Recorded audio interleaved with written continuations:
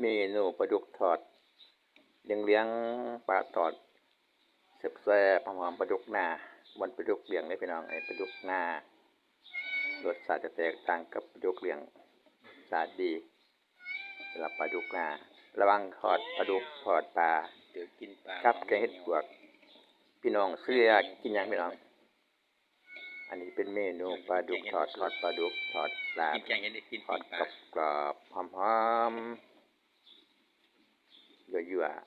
ๆลงไปนะพี่น้องปองใบไปกำลังกินข้าวอยู่น้ำลายเฮียซะเนาะ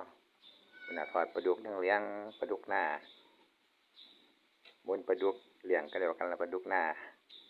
ของแท้ธรรมชาติเนื้อจะเน้นก็ปลาดุกเลี้ยงมันมีเมนูอร่อยแซ่บๆเลยพี่น้องทอดปลาทอดเพียงปลาดุกปลานั่งอีกเดี๋ยวมีแกงเห็ดปวกจิกเห็ดปวกขดอน้ำอีกเด้อพี่น้อง2 เมนูเด็ดทั้งนั้นเลยอีสานบ้านเฮากับประมาณนี้ล่ะแนวอยู่แนวกินหูยังดอก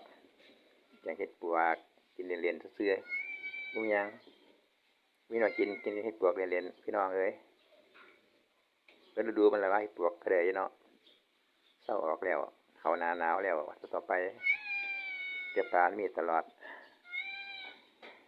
เอาเมนูสุกแซ่บมาอ่างพี่น้อง